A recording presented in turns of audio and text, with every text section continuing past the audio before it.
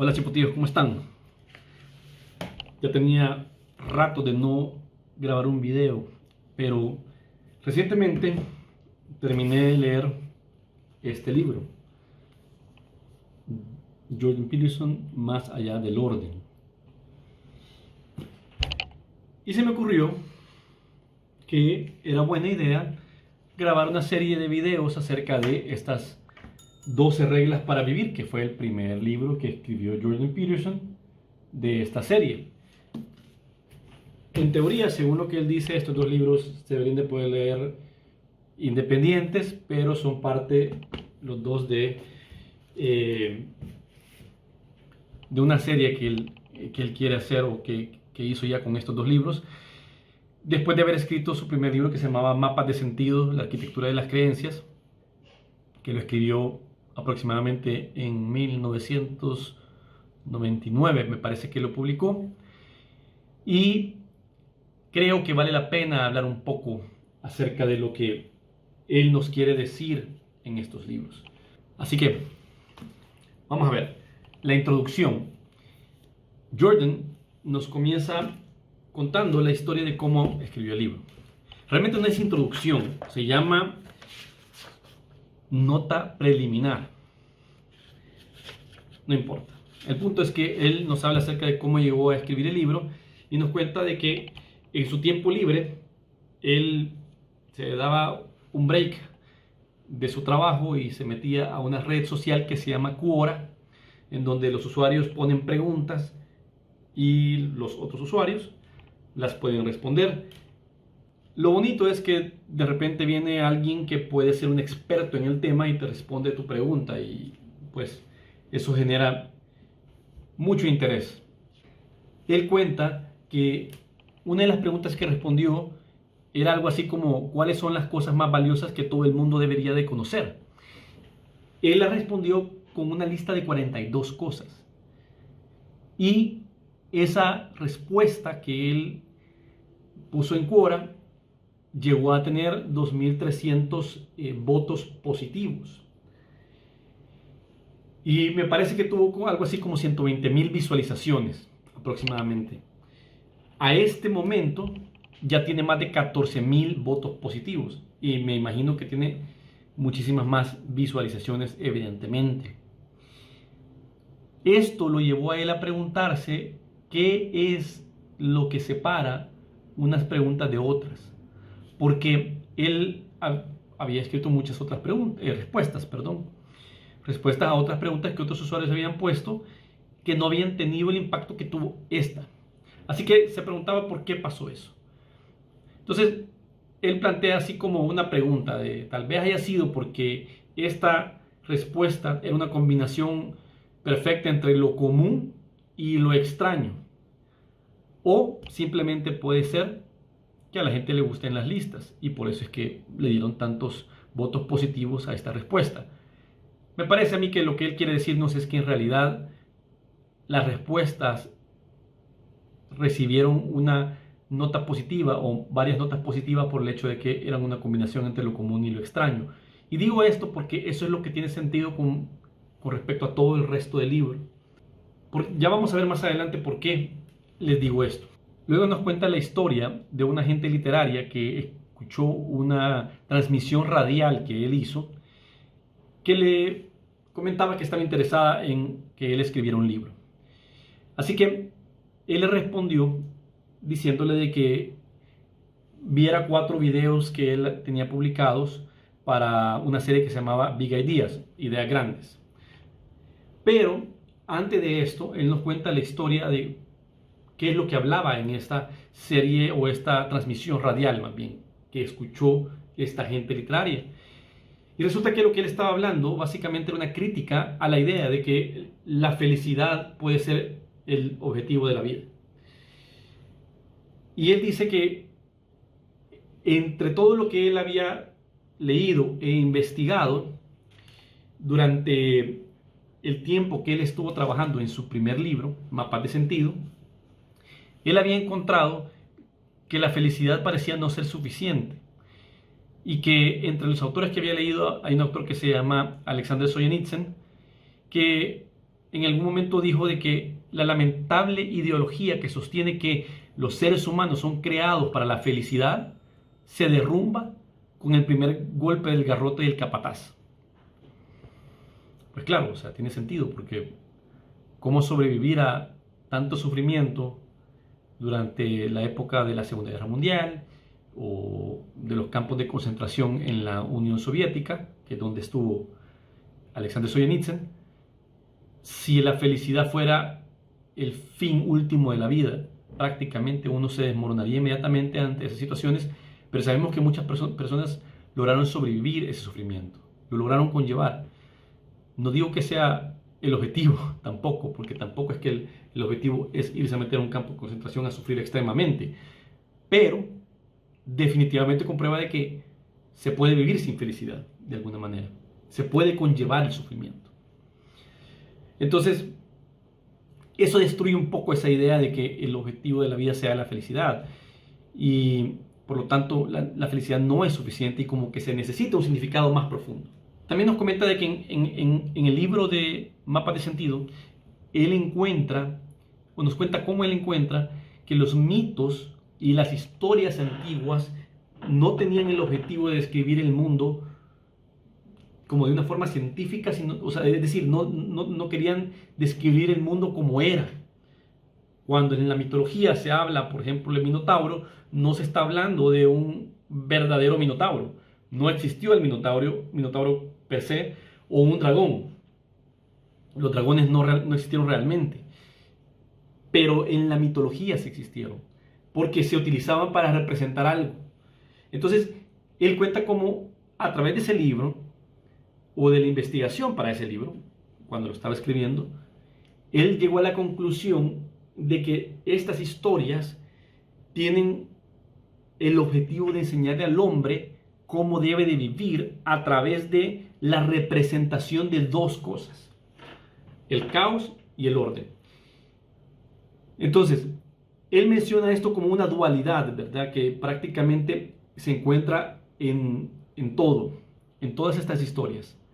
Y por eso es que yo en un inicio les decía de que me parecía que lo que Jordan nos está diciendo, que esa combinación de lo común y lo extraño, es decir, lo conocido y lo desconocido, es hacia donde él quiere llevarnos.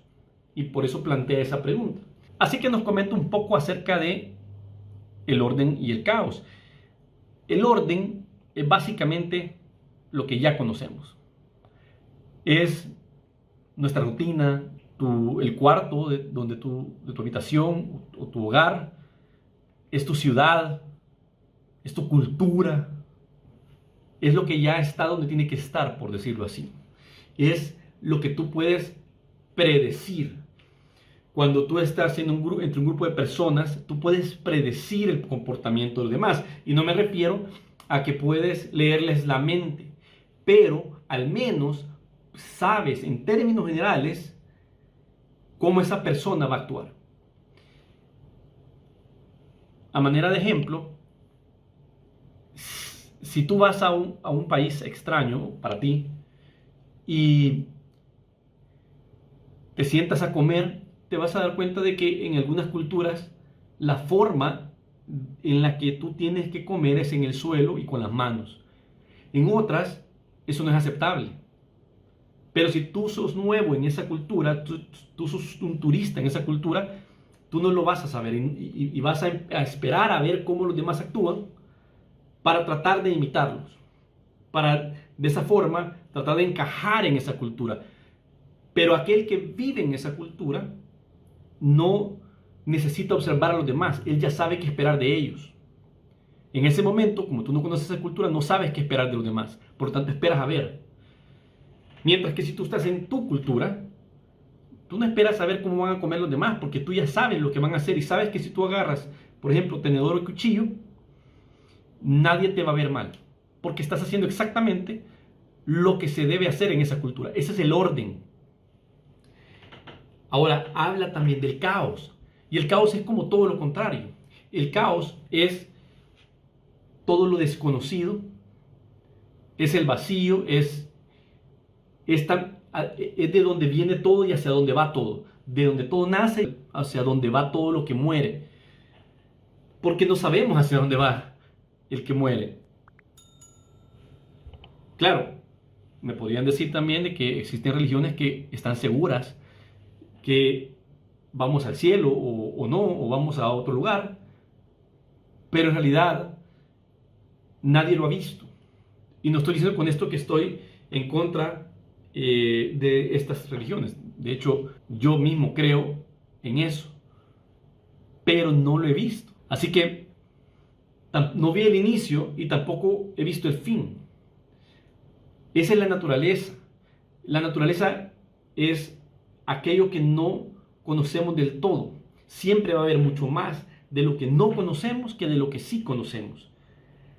Entonces, eso es lo que Jordan nos trata de enseñar, no solamente en este libro, sino que en todas las disertaciones que él ha hecho y las clases que ha puesto en YouTube.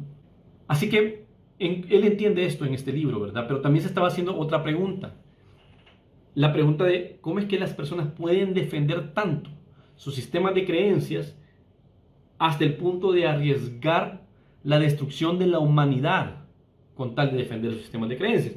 Y tiene mucho sentido esa pregunta, porque si lo vemos desde cierto punto de vista, esto es como pelear por las reglas del juego. Pero un juego grande, un juego a nivel de civilizaciones, de cómo deberíamos de organizarnos. Porque lo que esto nos dice, o lo que encuentra él y nos explica, es que cada civilización al organizarse, lo que están haciendo es estableciendo objetivos. Pero para eso también están, primero, asignándole valor a ciertas cosas. Hay ciertas cosas a las que le asignan valor, porque de esa forma se pueden ponerse de acuerdo. Las civilizaciones, me imagino que comenzaron formándose con pequeñas familias y luego tal vez empezaban a hacer asentamientos o algo por el estilo, pero el punto es que para que no hubieran peleas entre ellos, no hubieran discordancias entre ellos, tenían que estar de acuerdo, y para estar de acuerdo tenían que primero saber en qué se iban a poner de acuerdo, y ahí es donde tienen que pensar en qué es lo que tiene valor y qué no.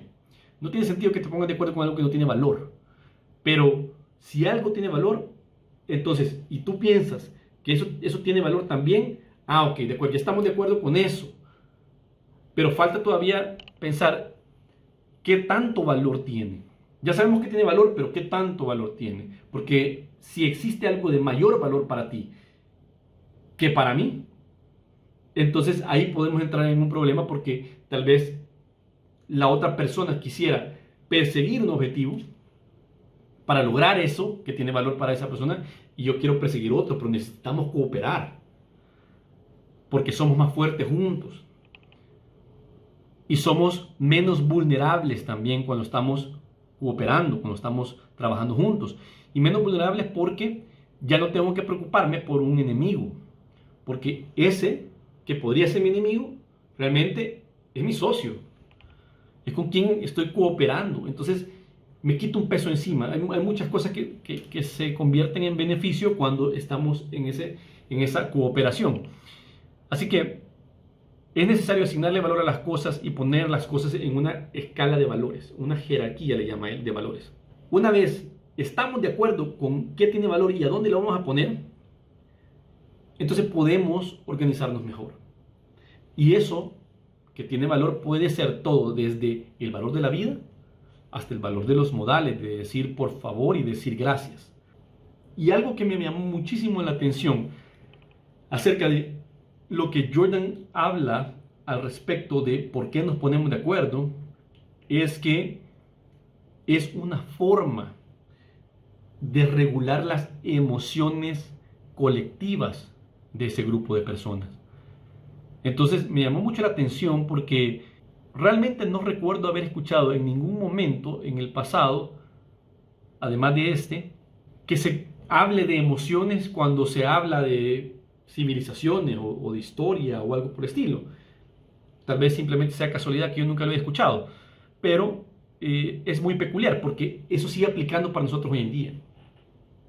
Hablando de modales, como les mencionaba, cuando tú pides algo y te lo entregan y no das las gracias, esa persona se puede resentir un poquito contigo porque no diste las gracias.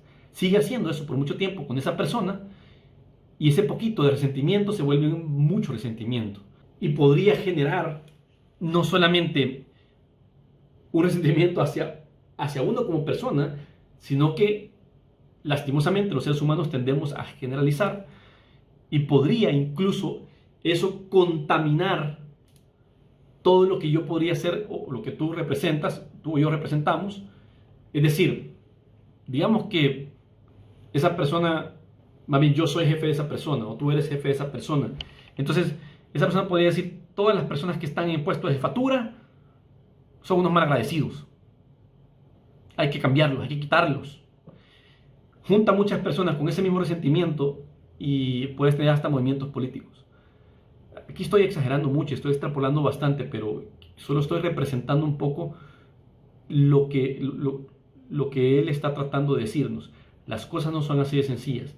Las cosas tienen una raíz y una raíz muy profunda que está arraigada en los inicios de la civilización e incluso, como lo vamos a ver en la regla 1, en la misma evolución desde donde venimos formándonos hasta llegar a ser seres humanos como los conocemos. Eso es la introducción del libro 12 reglas para vivir. Estén pendientes del siguiente video que vamos a hablar de la primera regla que se llama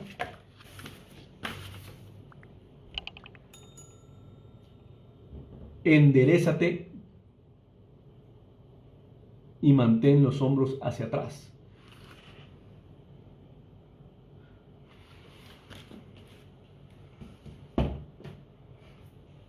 Nos vemos.